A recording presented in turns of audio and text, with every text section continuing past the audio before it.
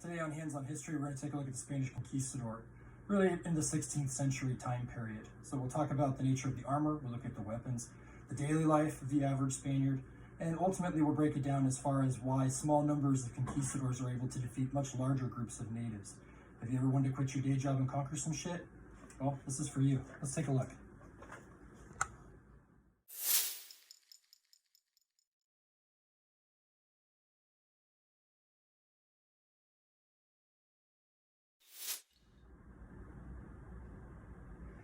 Hands-on history, where we don't just learn from history, we live it.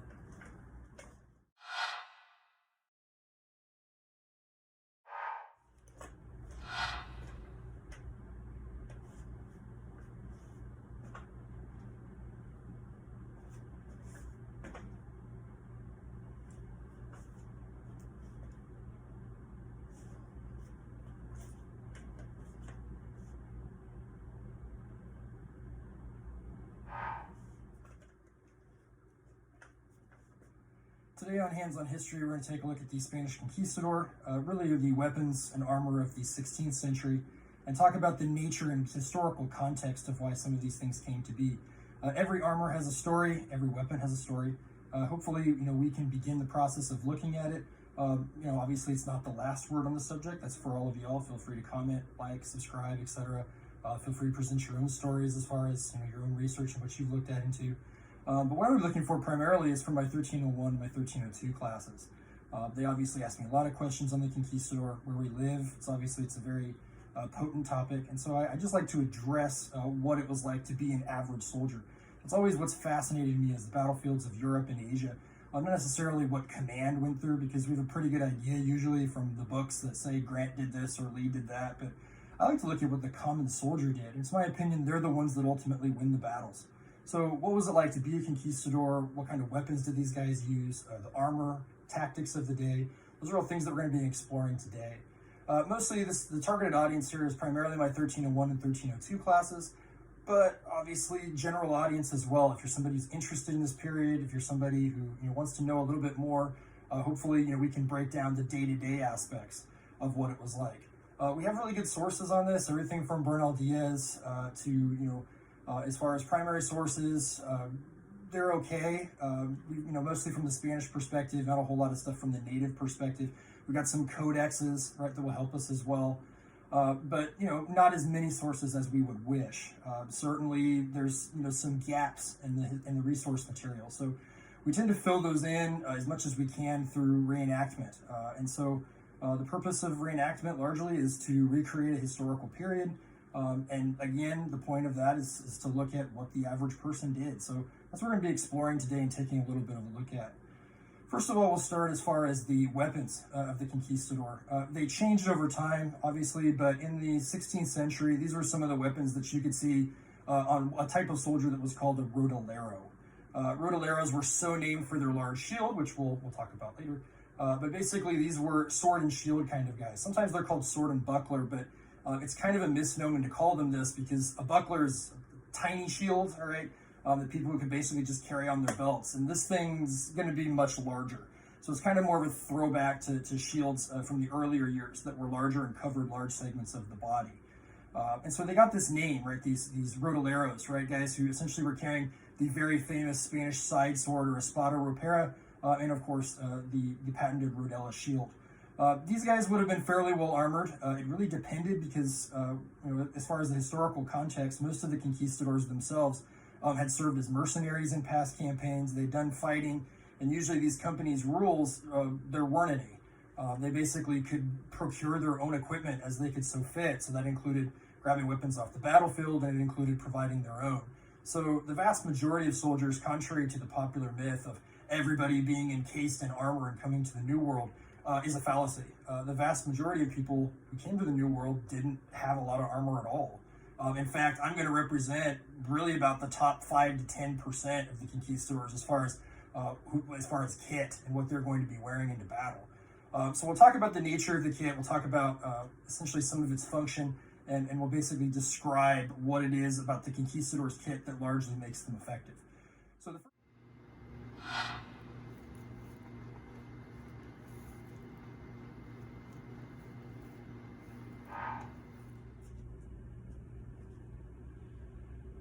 Okay, we're continuing our discussion today about the Spanish Conquistador, particularly the weapons and armaments of the Conquistador.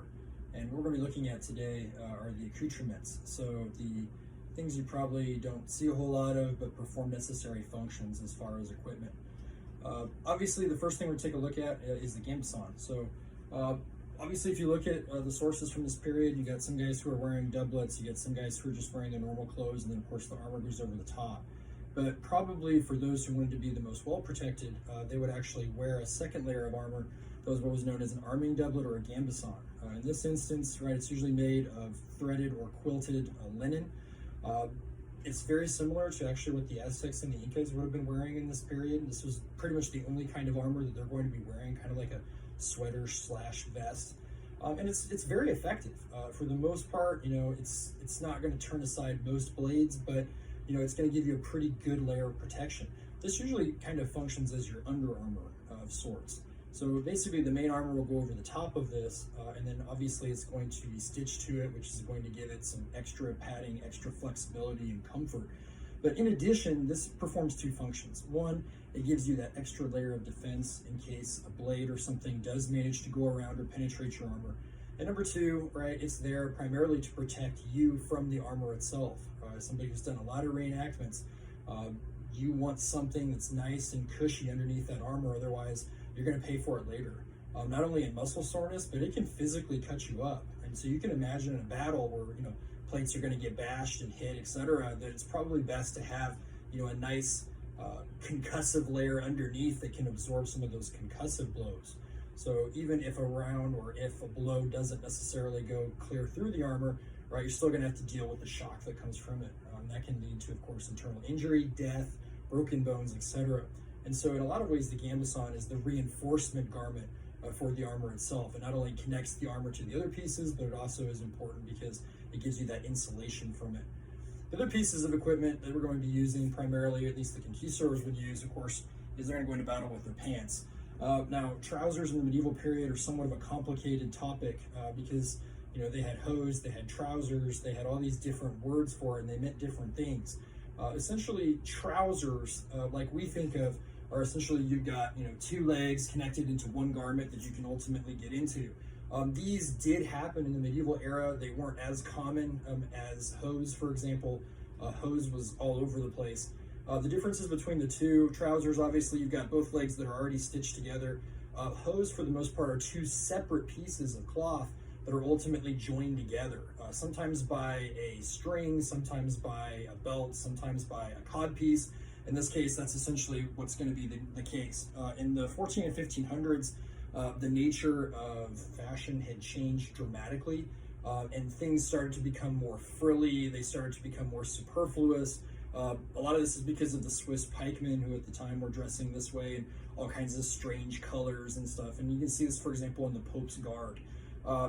The Spanish were kind of more matter-of-fact about it, at least in the early stages, but they did adopt some aspects of it. One of the pieces, of course, that lasted as far as trousers were concerned, was what was known as the codpiece. All right, so essentially the codpiece was basically something that would be used primarily to show off your, you know, the primary purpose was so that you could demonstrate that, you know, you as a man were definitely a man. But for the most part, you know, there was some fluff in there. Some have said that maybe it acts as a protective guard.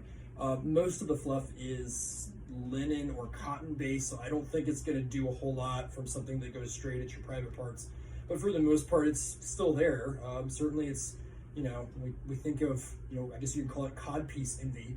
There's even suits of armor. For example, Henry VIII has a suit of armor that he's famous for that has some protection for that region. You know, as a soldier going into battle, it's certainly not going to hurt you, but obviously it was probably more for fashion purposes than it was actual real protection. The other piece that the codpiece performs, which is really interesting, is that for the most part, you can see the leather strips. It basically can hold your pants together. If you're wearing hose in that situation, then you literally are wearing a pair of pants, which maybe you've heard this expression before. Pair refers to the fact that you actually had two pieces that were sewn together, usually primarily through strings or like we talked about before. Sometimes they would just latch onto your underwear. That was also used sometimes. So there's even depictions of medieval peasants running around in their underwear farming and doing that kind of stuff, and that's all they wear. So In this instance, things have become a little bit more, I guess you could call them civilized, but for the most part, many of the old medieval traditions still continue, like, for example, having two separate pairs of pants and then sewing them together into one. I use trousers simply because of the ease of use. Certainly soldiers that need to put them on quickly, needed to do what they needed to do, it's going to offer some advantages. The trousers usually are made of wool, linen. In this case, they're made of wool. It's going to give you a certain amount of insulation from the elements. Certainly in the heat of the New World, it's not going to be the most comfortable garment. They tend to be extremely tight, right, as you can see. That tend to be form-fitting with something they won in the Renaissance era. It's not great for flexibility, but for the most part, those were some of the standards of the time as far as pants were concerned. In addition, you would wear your tunic. A tunic was essentially a garment that goes underneath of this even. I use it as my sweat rag, and this was basically what you would use to collect sweat. You would use it as one final layer of protection or comfort. Certainly on cold days, it's going to be fantastic. But in the heat of the New World, it's going to be problematic. Tunics were usually like a onesie for adults. They would extend very, very low, and that basically they were, really kind of pants and shirt in one. The Romans and Greeks had made use of them, certainly, and didn't usually have to wear accompanying pants alongside of them. It was basically your pants and your shirt in one. But the medieval period, they are separated. People are still wearing tunics, but they're also wearing pants as well. So those are some of the changes in fashion by this time. The last aspect of accoutrements that the conquistador is going to carry into battle are what you see here, right? Your shoes. Shoes were pretty simple. If you were a soldier and you get your hands on shoes, you were considered pretty lucky. A lot of conquistadors wore their shoes out within the first couple of months of marching all over the New World. And so a lot of times they would have to either purchase or steal the equipment of the native peoples. In particular, you're going to see, for example, sandals, native styles of clothing, native styles of shoes were adopted. That was not uncommon in the codexes and a lot of the sources from that time period. And primary sources attest to this as well, like Bernal Diaz, who talks about wearing Indian sandals. But for the most part, if you were a soldier that had shoes, you were pretty fortunate. The cavalrymen are largely going to wear boots. If you could afford to have boots, you would, but simple style medieval shoes haven't changed a whole lot, obviously, into the modern era.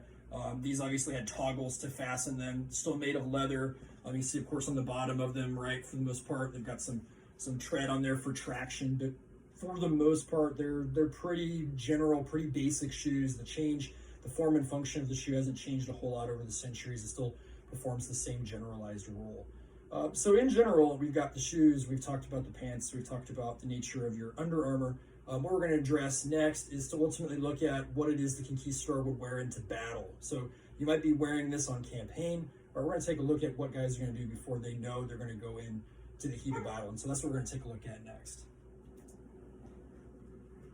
One last feature as far as the accoutrements are concerned is to take a look at some of the leather aspects of what the conquistadors would wear. So as far as leather armor, conquistadors aren't going to wear a lot of primary leather armor. It might be worn underneath, as for example an arming doublet might be, but for the most part they're going to have some other features. One of them is of course the baldric. So they're going to have a baldric of some sort that's going to suspend the sword. The sword is going to sit in what's known as a scabbard. Usually made of leather, it can have a wood core, but usually there's leather on the outside of it. Right, so obviously the baldric's function is simply to hold the sword at the side. Conquistadors usually had swords on the left-hand sides because of the length of the swords that they were drawing. So it was usually a little bit easier to do a cross draw, right? And so when you pull the sword out, even though it's quite long, right, to get it to where you want, right, it's easier to pull from the left-hand side, or from the right-hand side, it's going to be too long. So it's not like the Roman and Greek swords where for the most part you didn't have to worry about such things because they were much shorter. But with these, especially these longer early style rapiers, right, you're gonna have a pretty long sword. So for the most part you need a good size baldric and a good size belt to be able to accompany it. So obviously this is the nature of the sword, right, which is suspended from a baldric. You've also got your belt, right, a ring style belt, which was very common during the Renaissance era. Ring belts, for the most part, were made long on purpose so that the soldier could ultimately tie them and then take them through the loop. Very simple, you go under and then through the hole, and basically you've got a tied off ring belt. Ring belts were obviously easy to manufacture, cheap to maintain. You didn't have to put a buckle on them. In many cases, you don't even have to make holes on them. You could just ultimately string them together fairly quickly. And so, yeah, ring belts were fairly common. You'll see a lot of them at Renaissance fairs. A lot of people in the 13, 14, and 1500s are going to wear belts that are in this style. In addition, right, you've got a holder, right, for your dagger, right, which basically holds it in place. Right, its job is ultimately to hold it so that you can draw it, right? You can basically pull it out. You can do your thing with it fairly quickly. And then if you need to, right, you can put it back in. So yeah, you've got leather holders for your dagger. You got leather holders for your sword. You got a baldric. You've got a ring belt, right? And basically these are some of the accoutrements that are going to help to keep your weapon safe. Obviously in the humidity and the heat of the New World, you're going to want something that's going to keep them secure so that when you do need them, right, they're going to be in the best shape possible. So these are just some of the leather aspects of what the conquistadors would use, and ultimately some of the things that they would use to secure their weapons and other aspects.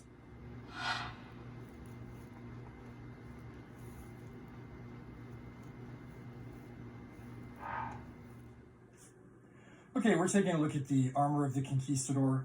We'll take a look at the more heavily armed guys, and we'll talk about the nature of what the vast majority of guys would have been wearing during the conquest of the New World.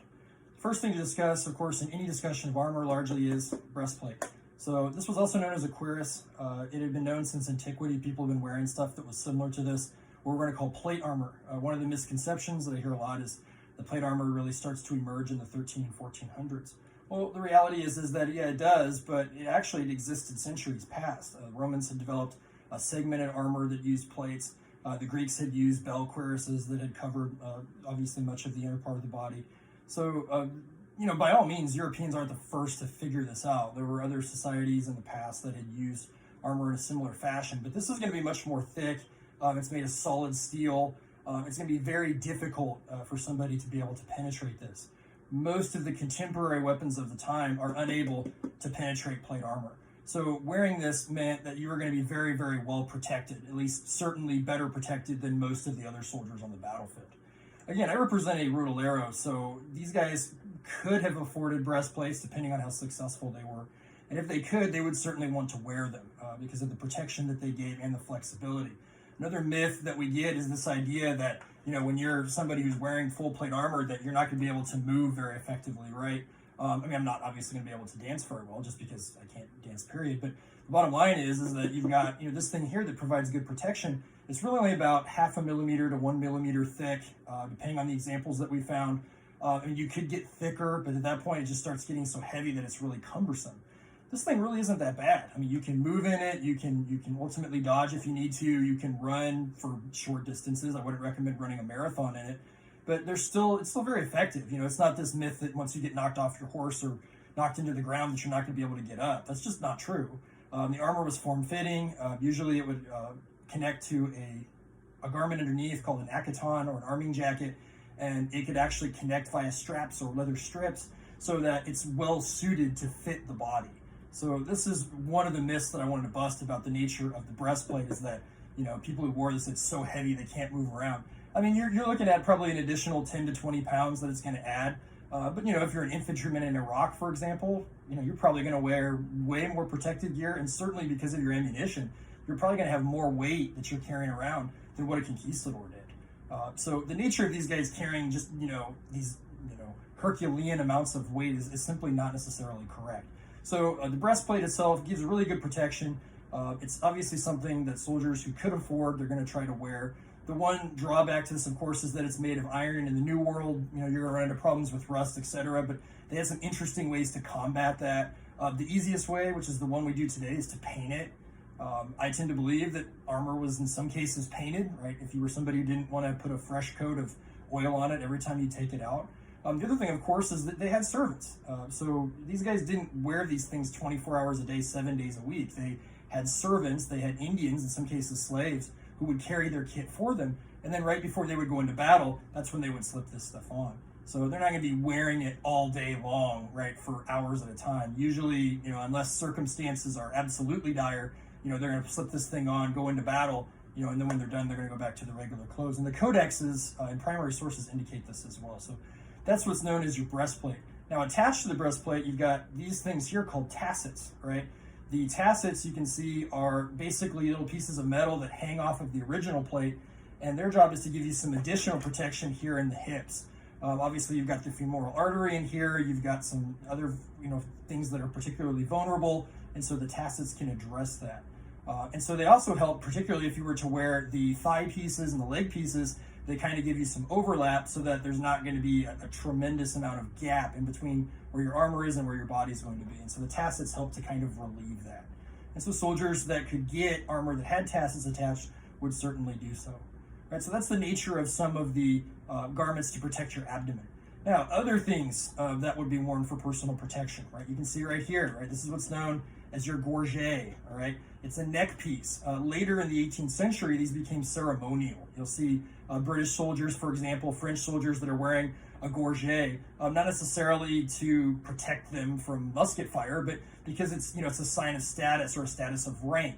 Well, in this era, it does provide some protection. The good thing is it's kind of a doublet that goes over the top of the armor. It gives you additional protection, particularly to the neck, all right, which is, the big weakness with any kind of plate armor is that although the armor itself is very good, there's going to be gaps, right, whether the shoulder and the neck, and the hips, because you have to be able to turn, you have to be able to move and anticipate. So the gorget is really good at being able to provide you with some protection so you don't end up neckless, all right, so that basically when you go into battle, you're going to keep, the head that you had when you started. So basically the gorget is there to give you some additional protection. A lot of battle stances, a lot of fighting in this era involves maneuvers that come from over the top, just because you've got the flow of gravity with you, which is going to give you that additional force. And so you want that extra reinforcement in the neck area, and that's largely what your gorget is going to do. Can you still turn your neck? Yeah, it's not impossible. It's certainly not great, as far as your flexibility, right? But obviously, you're going to pay for that to make sure that you're going to be protected. And so that's largely what your gorget is going to do. The last element of personal protection that we'll take a look at, right, is this right here for your noggin, right? Your helmet, right? This is what was referred to as a morion, and this is probably the most distinctive part of the Conquistador's armor. When people see this, they automatically think, oh, that's a Conquistador, right? Because they've seen this hat around, right? Especially with this, this broad brim on it, right? It's a very beautiful helmet. It's essentially an evolution of other kinds of helms that had come before it. Like, for example, the pot style helm. This one had the raised edges on it, which obviously are going to deflect blows. It also, of course, can have decoration, so you can kind of see, right, the nature in here. There's little, carvings into it. So if you're somebody of status, right, you can get a helmet that's going to have a little bit of extra stuff on it. Sometimes they would have plumes sticking out of them. But for the most part, the helmet performs the same vital function. And that's, of course, to protect your noggin, right, to protect your head. This helmet tends to be very, very effective, so much so that it was used for over 150 years. People in Jamestown, right, were equipped with these kinds of helms. They're what are called morions, okay? The morion helmet actually was not in wide use by the conquistadors, even though much of contemporary imagination imagines it with them. The reality is that much of what was written about the conquistadors was written later. So it was assumed at the time that was the most popular helmet. At that time was the morion in the 1600s. So it was assumed that conquistadors used it back then. It really begins to emerge on European battlefields really in the 1520s-ish. And then probably, you might have had some of the later conquistador expeditions that would have used it. And so it's not as commonly used as one would think. It was used by conquistadors, but you're not going to see it in the conquest of Mexico. You're probably not going to see it in the conquest of Peru. It's going to really date after those. And so it's kind of interesting that we think that, this is the helm that conquistadors wear when the vast majority of them did not. There were other kinds of helmets. Everything from the pot helm, the kettle helm, which was widely used, and they used other types as well. So the morion is more of a later invention, but it's something, of course, that even to this day inspires the imagination of the conquistador. Because of all of its raised edges, right, there's not a lot of places where you're going to get a direct impact. So any weapon is going to glance either off of the bill or it's going to come off of one of the raised sides, or you've got this extra reinforcement right here in the middle. All of those things, it's got padding on the inside that's going to give you some protection. So it really provided really good protection at a very low cost. And so it became known as the pikeman's pot, because especially with the 1600s, everybody was wearing these. In the 30 Years' War, for example, you're going to see morions fairly common.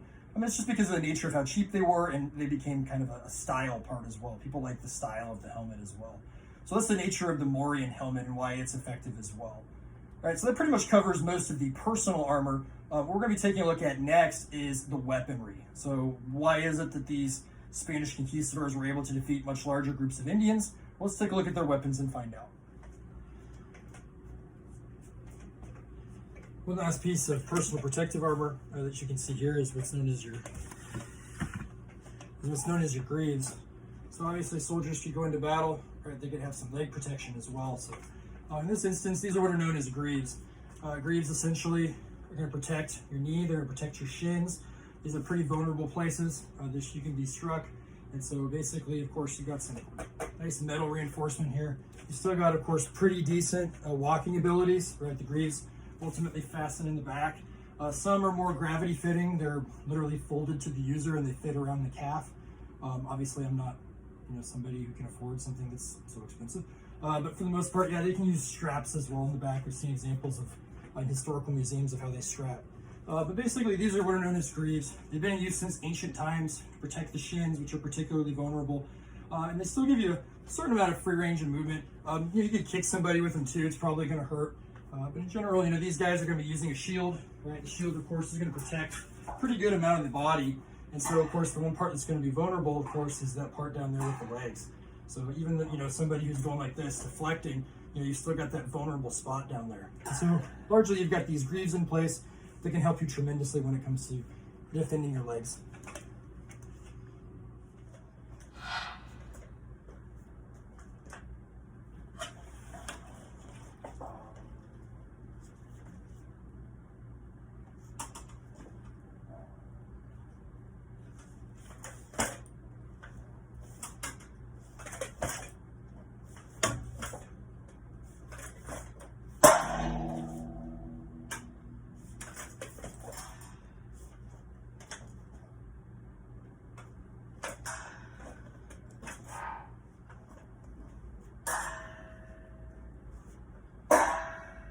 All right, so as promised, we already looked at the personal protection, so now we're going to take a look at the weapons of the Conquistador. Everything from rapiers to crossbows to polearms. So we'll look at basically a sprinkling of the various weapons that Conquistadors would have used in the New World, and we'll give some brief comparisons as to what the native peoples were using at this time. So obviously looking at the question, why were small numbers of Spaniards able to prevail over much larger groups of natives? But one of the answers to that question lies in the weaponry that they're going to use. So as we talked about, the kind of soldier that I represent is what is known as a rodolero, right? Rodoleros were so named because they would use this style shield called the rodella, right? Obviously, it's a good size shield. It's going to protect much of the body, right? And so obviously going into battle, you can use it to deflect blows, right? It's obviously got the rounded edges so that it's not going to be able to take weapons in a direct impact, which is good. And obviously, because of its steel nature, it's going to be really good at being able to ultimately deflect most of the missile weapons that native peoples are going to throw at them, right? So anything from, for example, spears, addle-addles, arrows, most of these things are going to be deflected by the shield itself because of the steel rim and the steel nature. It usually would have wood or leather on the inside to brace it. And so for the most part, this is going to be the primary form of personal protection that soldiers known as rodoleros will carry. In Europe, these guys were primarily used in what was called the tercio formation. Tercios were basically so named in Spanish because of threes. They would have essentially pikemen who would fight in the front rank. You would have musketeers who could ultimately switch if necessary or fire right at the enemy pikemen. They could also keep horsemen at bay. And then you had the last group of people who were your sword and buckler guys or your rodello guys. They would run in there with their swords and they would basically cut down pikes. And we'll talk about that when we get to the sword. So the shield was obviously an important part of what made this particular type of troop. And in fact, they were named after it because of their effectiveness. They worked really well against the Moors during the Crusades. And obviously these tactics are going to be brought to the New World to face off against the natives that are here as well. So that's the shield, right? Also known as the rodella, right? Used by conquistadors in the New World. Now, other weapons that we'll take a look at. One of the most important and iconic that most people like to discuss and look at is this, right? The sword, okay? Now, conquistador swords came in a variety of forms and functions. They're anything from broadswords that would have been very common on medieval battlefields to more slender rapier designs, all right? The conquistadors at this time were using real primitive rapiers, like the one that you see here. They're still going to be somewhat thick. They're going to be long, but they will be narrower than your typical broadsword because at the time, the steelmaking technology was getting better. One of the advantages of fighting the Moors was that the Spanish had figured out that their technology in ironworking was better than what they were using. So they could make steel that was much thinner and lighter, but yet was still going to pack quite a punch. And so this is where we start to see the first primitive rapiers that later are going to be very common during the Shakespearean era, for example, or later on in the 1600s when they become much more slender. But these are still somewhat thick because their original design was to cut pikes. So as we discussed before, these guys would run in during a push of pike on a European battlefield, and their job was largely to get in there with their shield and their sword, right? And they could deflect, right, pikes away, and then basically they can cut and slice those pikes down, all right? The advantage of that is if the enemy has 8-foot pikes and you have 16-foot pikes, then you now have an advantage. So when you go to push, right, you're going to have that extra 8 feet that's going to help you out. So in Europe, that's what they originally were used for, right? And as shock troops, right, to cut holes in the enemy line. In the New World, obviously the new peoples here are not going to have a whole lot of pikes. And if they do, they're going to be, personal use spears, not really the phalanx style tactics that you're going to see, for example, in much of European battlefields pioneered by the Swiss. So what the Spanish are largely going to be using these for is just to kill as many native peoples as possible.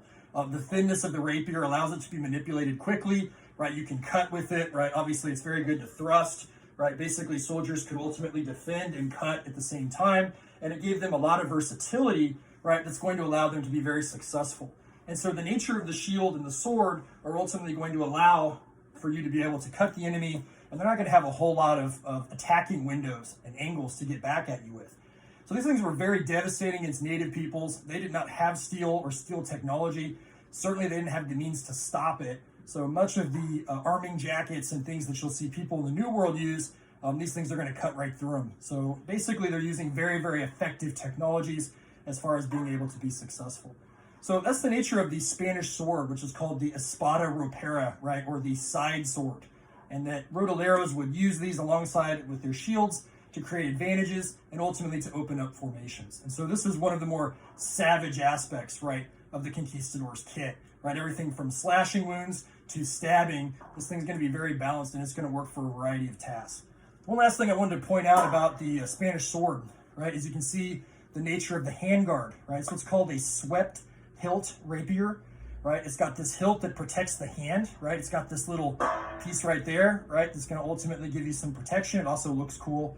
You've even got these little pieces here in the middle that are designed to trap swords. So when you go to block, for example, you could ultimately block somebody's sword. You can ultimately bring them down into a position where you can control them. And if your side weapon is a dagger, for example, you can go in and stab them or punch them with the shield or, whatever you want. You can then manipulate the enemy into doing what you want them to do.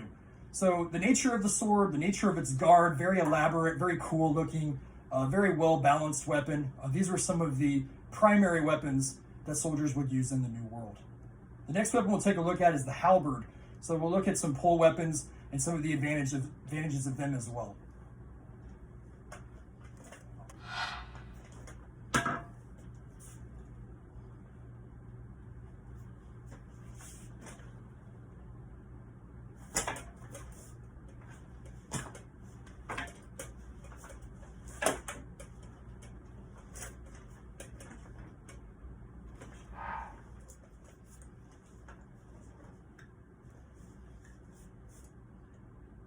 All right, so we're continuing our lessons here on the weapons of the Conquistador. The next weapon that we're going to take a look at is a polearm that is known as the Halberd.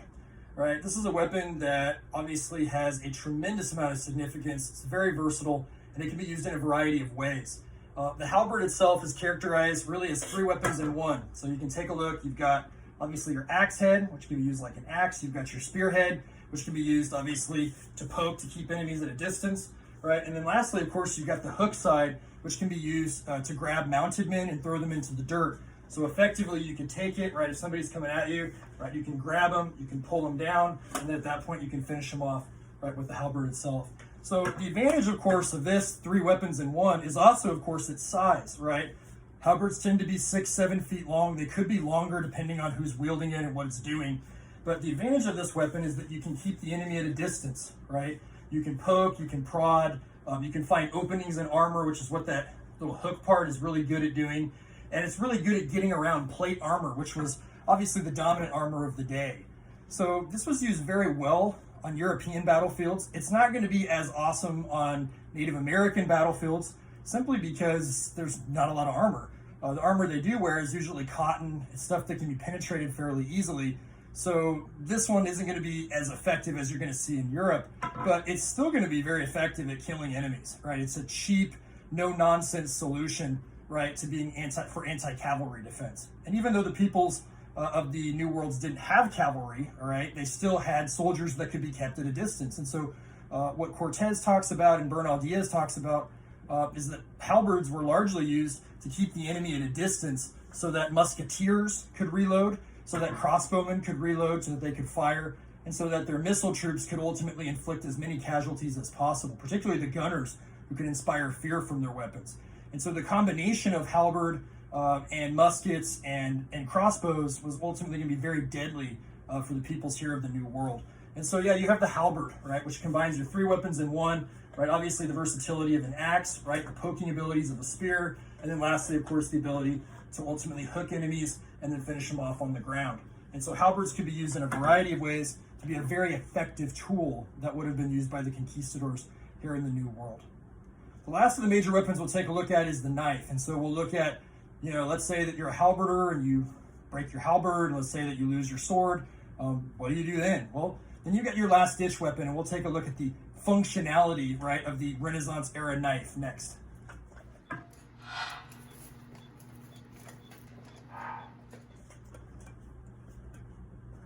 All right, so let's say that all your weapons are broken, you're down to your last ditch effort. What do? Well, in this instance, conquistadors would carry on them a knife, right? So obviously the last of the weapons the conquistador are going to have, right, is a knife that looks somewhat like this. By the Renaissance era, knives were beginning to change again. Not that really knives have changed a whole lot through history. The form and shape have been somewhat similar for many years, but they really begin to change fundamentally during this era because of the nature of plate armor. Certainly these things aren't going to penetrate the plate, so they got to find ways around it. And so this is where you get stuff like this, right? These kinds of daggers that are called rondels, right? Because of their round shape, right?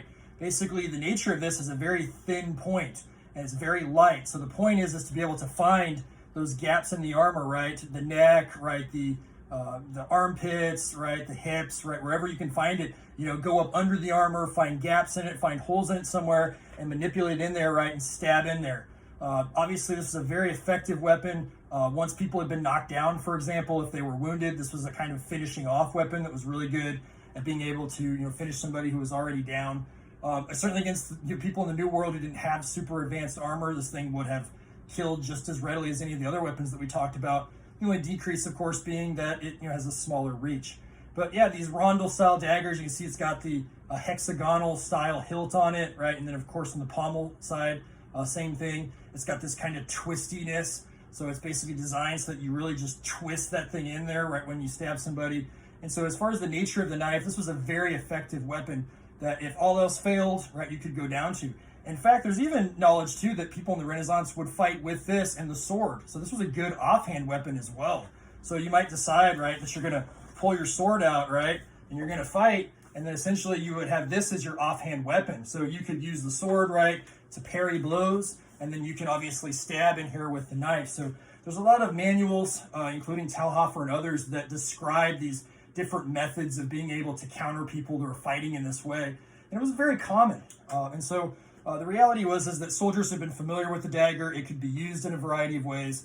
It could be manipulated to their advantage. And then, of course, they could use it to defeat downed opponents as well. So that's the nature of some of the advantages of using the rondel-style Spanish dagger.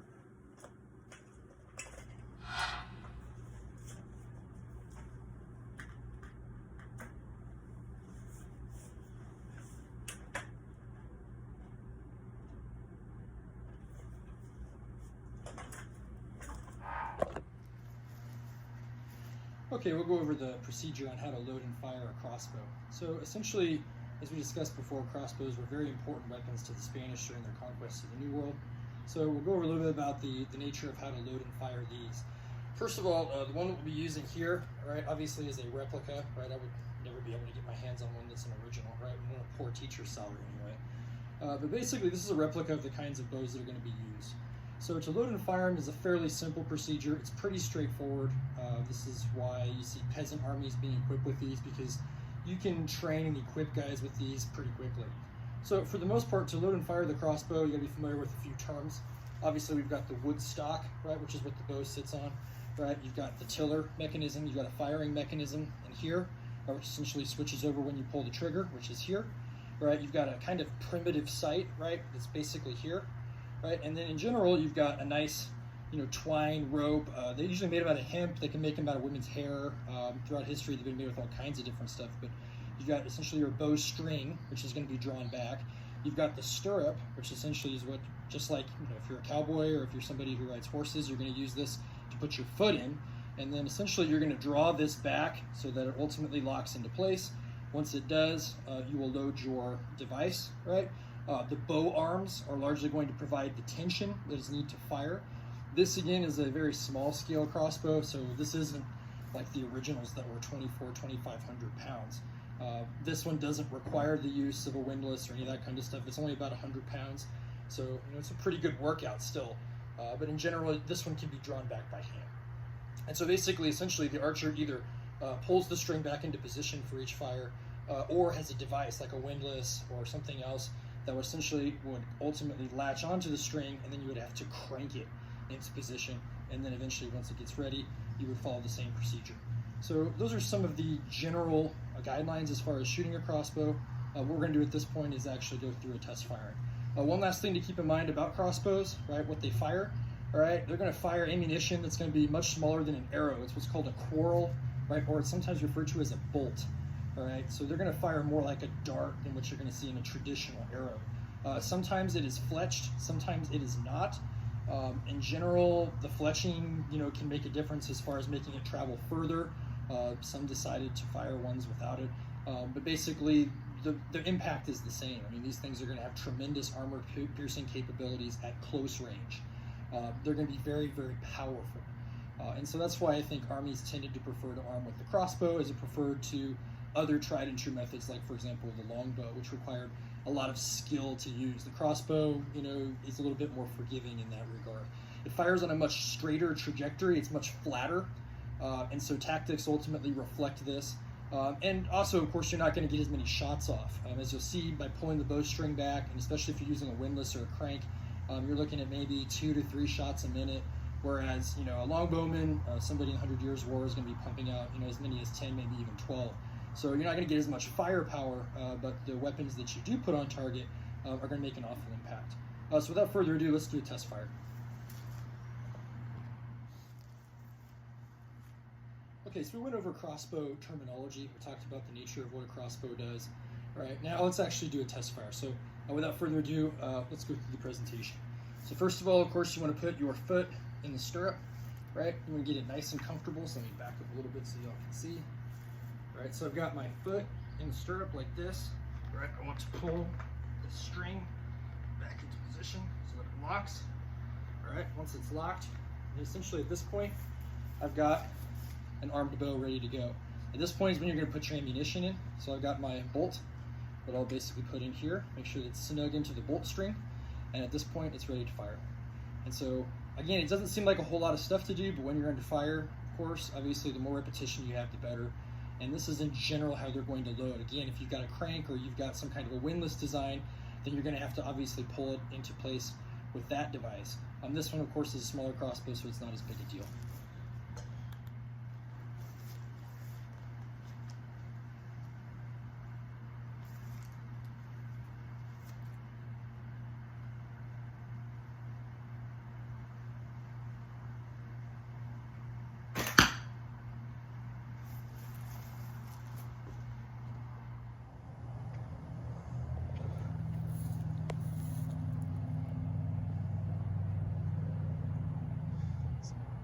So as you can see, it obviously makes a pretty big dent. I mean, this isn't even a super powerful crossbow, but obviously it's going to penetrate pretty deeply.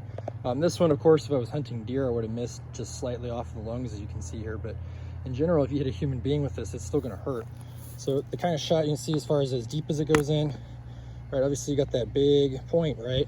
And it's going to put a pretty good sized hole in the target. Certainly, you're going to be bleeding from that. I don't know if it'll necessarily kill you, but it's going to hurt. Again, and this is a low power crossbow as well.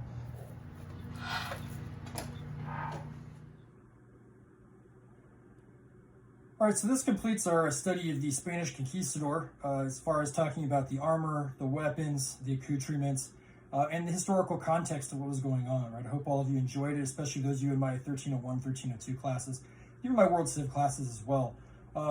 Again, I get the question frequently, why do you do this? Well, number one, I do it because it's fun, I enjoy it. And number two, because again, I think that it's a lot easier if you can see it, that you can understand it, all right? That's the whole motto that we have here, right? At Hands-On History, right? That we don't just learn history, we live it. So I think that by doing the reenactments, by showing you the different weapons and armor, I think that it makes it more real for you. And hopefully, encourages you to do some research, hopefully maybe even go so far as to start a Spanish reenacting group or a conquistador or a medieval Renaissance group, right? Maybe join a HEMA group, right? There's lots of avenues to explore if you're interested in this era. And so I know, especially, here in the States, that, especially when it comes to European reenacting, it's going to be few and far between a lot of places. But, obviously we have a lot of fun. There's a lot of cool things that can come out of this era. And it really helps to explain us as a people. So that does it for Hands-On History today as far as our study of the Spanish Conquistador. Keep the conversation going. Feel free to leave comments, likes, etc. If you've got your own story that you'd like to share, feel free to do so. And for those of you that are part of my classes, right, thank you for tuning in, right? You will have assignment to be named later. And for those of you, of course, that are just tuning in for general information, thanks for stopping by. If you have other eras you want me to take a look at, make sure that you post them in the comments. I'll take a look at them, and hopefully if I have a limited budget. Again, I'm a poor public school teacher, but, if it's something that's feasible and something that I can do, then I'll for sure try to do it. In addition, I'll try to post some sources in the comments as well, so if you're interested in primary sources and looking up stuff, or in general, just trying to make me look like I'm totally full of shit, feel free to do so. I'll post those in there as well. So again, thanks for tuning in. This has been a production of Hands-On History, where we do not just learn history, we live it. See you guys.